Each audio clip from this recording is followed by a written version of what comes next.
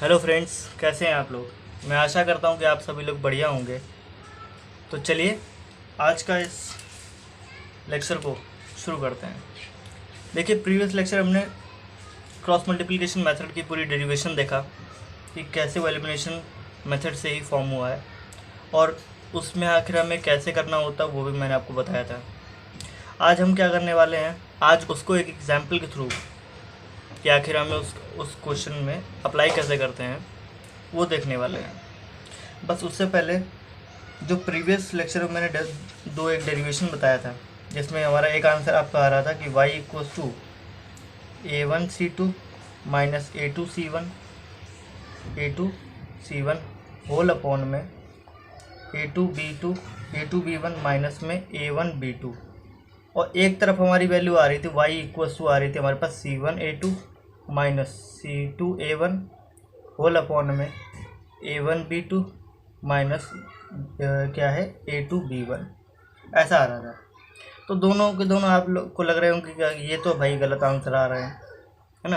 हालांकि देखा जाए तो दोनों के दोनों इक्वल हैं। अब कैसे, अगर एक बात बताओ, मैं इस पर से पूरे में से ऊपर में से और नीचे में से अगर माइनस को कॉमन आउट ले लूँ तो y की वैल्यू मेरे पास बनती है माइनस का, लगाने को लगा दे दिखाता रहो। यहाँ पर क्या बचेगा आपके पास, यहाँ पर आपके पास क्या बचेगा, c1a2 माइनस और c2a1 बचेगा। थोड़ी शिफ्टिंग कर दोगे तो वही बचेगा। देखो यहाँ पर इसको मल्टीप्लाई कर लो तो माइनस का a2c1 कह सकते हो, है ना, और प्लस का क्या हो जाएगा a1c2। इसके नीचे क्या कहूँ, माइनस का, और ये हो गया, और ये कितना हो गया, यहाँ पर हो जाएगा हमारे पास a1b2 माइनस a2b1। माइनस से माइनस कैंसिल होकर के हमारे पास यही वैल्यू निकल के आती है। देखिए, देख लीजिए, y इक्वल्स टू हमारे पास आ रहा है c1a2 minus c2a1 whole upon में a1b2 माइनस a2b1, यानी कुल मिला के हमारे पास वैल्यू तो वही आ रही है। तो इस समय ये भी पता चलता है कि दोनों की दोनों वैल्यू तो वही आ रही है। ये मैंने आपको इसलिए बता दिया क्योंकि ऐसा ना लगे कि भाई आंसर दोनों डिफरेंट आ रहे हैं, आंसर वही आता है। ठीक है, फिलहाल आज जो हमें क्वेश्चन को एक बार डील करना है वो मैं आपको क्वेश्चन दिखा देता हूँ। आज जो हमारे पास पहला क्वेश्चन हमें डील करना है वो हमारे पास क्या है, 2x plus 3y equals to 17, और जो हमारे पास दूसरी इक्वेशन है वो हमारे पास क्या है, 3x और प्लस 2y इक्वल टू 6। ये हमारे पास दो इक्वेशन दे रखी है। तो सबसे पहले हमें क्या करना होता है, इसको इसी स्टैंडर्ड फॉर्म में लिखना पड़ता है, स्टैंडर्ड या जनरल फॉर्म में लिखना पड़ता है। तो इन दोनों इक्वेशन को अगर आप स्टैंडर्ड या जनरल फॉर्म में लिखते हो तो क्या लिखोगे, 2x plus 3y minus 17 equals to 0 and 3x plus 2y minus 6 equal to 0। ये आपने दोनों इक्वेशंस को किस में, स्टैंडर्ड या जनरल फॉर्म में रिप्रेजेंट कर दिया। अब आपको क्या करना है, सबसे पहले जैसे क्वेश्चन को आपको स्टार्ट करना है, सबसे पहले आपको x लिखना है, उसके नीचे लाइन खींच दो, इसके बाद y लिख दो, उसके नीचे भी लाइन खींच दो, इक्वल टू 1 लिख के उसके नीचे भी लाइन खींच दो। इतना करने के बाद x के नीचे x से कोफिशिएंट नहीं आते, ठीक है, यानी कि आप किससे शुरुआत करोगे, y से, y के कोफिशिएंट से शुरुआत करोगे। तो यहाँ पर 3 है और यहाँ पर क्या है, 2 है, यानी कि 3 और 2 ये कोफिशिएंट ऑफ y हो गए। फिर कांस्टेंट वाले क्या है, माइनस का 17 और माइनस का 6। किस पे ख़त्म करा है, माइनस का 17 और माइनस के 6 पे। इसके बाद अगर आप लेफ़्ट टू राइट जाते हो, तो फिर दोबारा घूम के अगर आप आते हो यहाँ पर x पे आते हो तो यहाँ पर y के लिए आपके x के सारे कोफिशिएंट लिखे जाएंगे और कांस्टेंट टर्म लिखा जाएगा। कांस्टेंट टर्म रिप्रेजेंट कर ही दिया, फिर हम क्या लिखेंगे, 2 और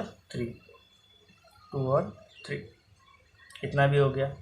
इसके बाद यहाँ पर 1, यानी 1 कोई कांस्टेंट नंबर है, कांस्टेंट के लिए हम और x और y की वैल्यू को रिप्रेजेंट करते हैं। यहाँ पर देखिए x के साथ क्या है, 2, और यहाँ पर क्या है, 3, यानी 2 और 3, और y के साथ क्या है, 3 और 2। ऐसे अगर समझ नहीं आ रहा तो सिंपल मैं बता दूं, x आपने लिखा, x के नीचे x से कोफिशिएंट नहीं आएंगे, यानी आप शुरुआत कहाँ से करोगे, 3 से और 2 से। यानी कि इन दोनों को आपको x वाली चीज़ को नहीं देखना, ठीक है। इसके बाद y वाले के नीचे अगर आप लिखना चाहते हो तो आप x से कोफिशिएंट नहीं लिखोगे कांस्टेंट, और y के कोफिशिएंट नहीं लिखोगे, x और कांस्टेंट टर्म आ जाएगी आपके पास। और अगर 1 के नीचे लिखना चाहते हो तो कांस्टेंट टर्म नहीं आएगी, x और y के कोफिशिएंट्स आ जाएंगे। इतना करने के बाद मल्टीप्लिकेशन के लिए साइन डाल दीजिए।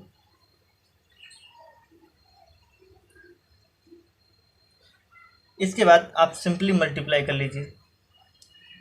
इसको अगर आप इससे मल्टीप्लाई करते हो फ्रॉम टॉप टू बॉटम और बॉटम टू टॉप करते हैं, है ना, ऊपर से नीचे, नीचे से ऊपर, ऊपर से नीचे मल्टीप्लाई करते हैं 3 इंटू -6 यानी कि कितना आएगा आपके पास माइनस का 18।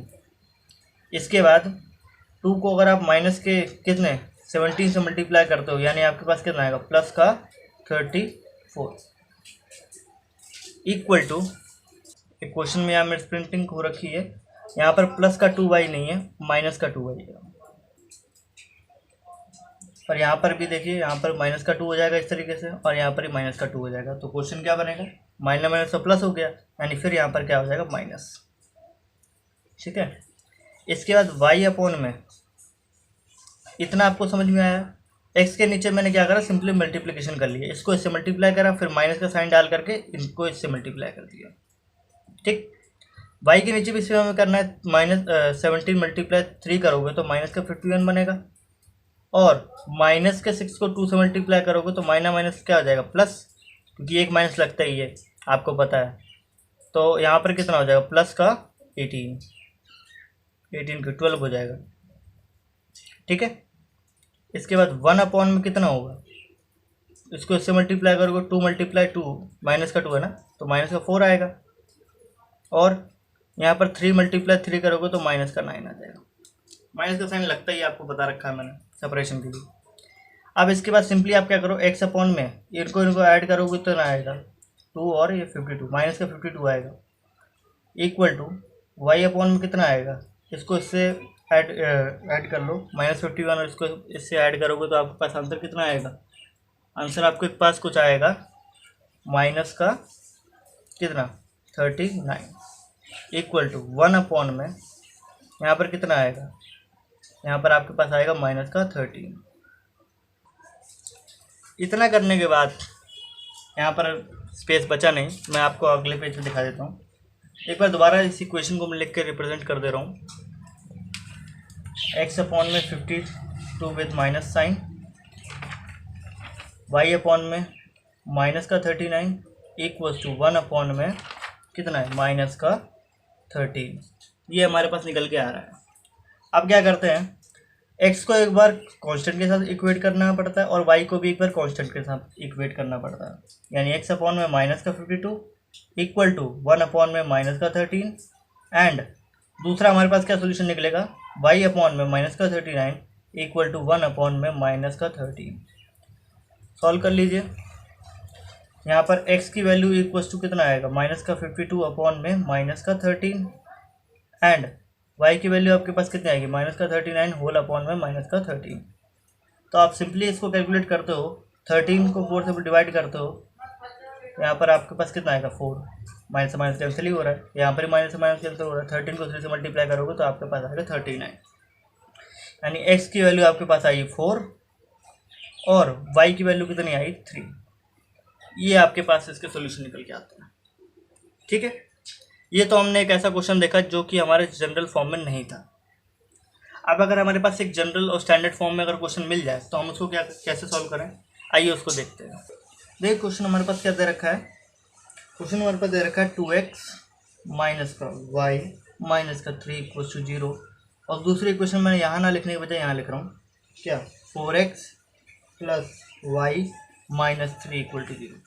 अब इससे को देख के आपको थोड़ा बहुत कुछ शायद समझ में आ जाए और अच्छे से, क्योंकि मैं अगर वहाँ दोनों इक्वेशन लिख रहा हूँ तो आपको x और y के कोएफिशिएंट समझने में थोड़ा मुश्किल होता होगा, मुझे पता है। देखिए अब सॉल्व करने के लिए x लिखा होल अपॉन में equal to y whole upon में equal to 1 whole upon. x के नीचे किसी कोएफिशिएंट नहीं आएंगे, यानी हमें y से शुरू करना पड़ेगा। y के साथ हमारे पास कितना है, पहला कोएफिशिएंट माइनस का 1, और यहाँ पर क्या है प्लस का 1, ठीक है। इसके बाद यहाँ पर देखिए कांस्टेंट क्या है, y के बाद देखिए कांस्टेंट आ रहा है और वो कितना है -3, और यहाँ पर भी कितना है -3, और -3 पे ख़त्म हो रहा है। अब y के लिए हम क्या करेंगे -3 देन -3। अब इसके बाद हम सीधा यहाँ पर जाते हैं, यानी कि 2 और 4, ठीक। अब यहाँ पर y के बाद जो हमें कांस्टेंट के लिए निकालना है 2 और 4 पे ख़त्म हो रहा है, तो हम 2 और 4 से शुरुआत करके सीधा y कोफिशिएंट यानी कि 1 और -1 और 1 पे आ जाते हैं। मल्टीप्लिकेशन कर लीजिए, थोड़ा कैलकुलेशन को जल्दी कर देते वरना वीडियो लंबा हो जाएगा ना। इसके बाद सिंपली x अपॉन में यहाँ पर कितना होगा 3 और यहाँ पर कितना होगा माइनस और -3 इक्वल टू y अपॉन में -12 और यहाँ पर -6। थोड़ा आपको और मैं दिखा रहा हूँ कैलकुलेशन, हालांकि आपको माइंड में कैलकुलेशन करते हो तो बहुत बढ़िया है क्योंकि उससे आपका टाइम सेव होता है। यहाँ पर 2 1 2 और माइनस और यहाँ पर कितना होगा -का, ठीक है।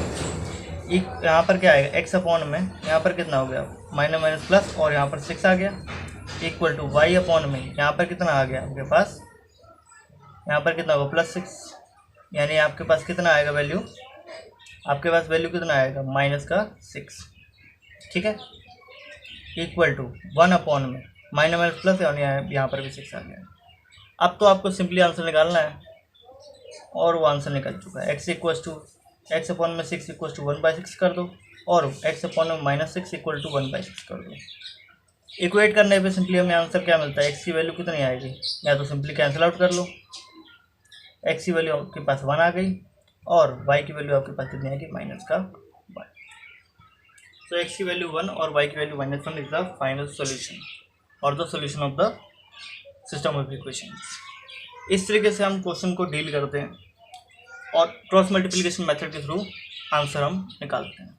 हालांकि ये कभी कभार लेंथी पड़ जाता है क्योंकि मल्टीप्लिकेशन करना पड़ जाता है, बट बोर्ड के अगर आप पॉइंट ऑफ व्यू से बात करते हो तो उसके लिए तो आपको सब कुछ करना पड़ेगा और उसके लिए मेथड भी इम्पोर्टेंट है आपके लिए।